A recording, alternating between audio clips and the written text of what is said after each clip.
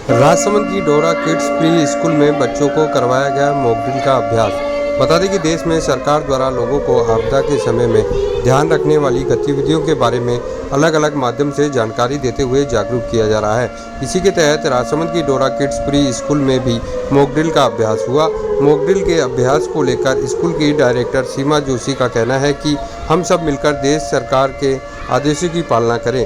सरकार जिस प्रकार से जनता को आपदा के समय में खुद को सुरक्षित रखने हेतु जगह जगह पर मॉक ड्रिल के जरिए जागरूक कर रही है, उसी तर्ज पर विद्यालय में छात्र छात्राओं को मॉक ड्रिल के जरिए आपदा के समय में किस प्रकार से बिना डरे क्या करना चाहिए उसे लेकर एक्टिविटी करवाई गई है।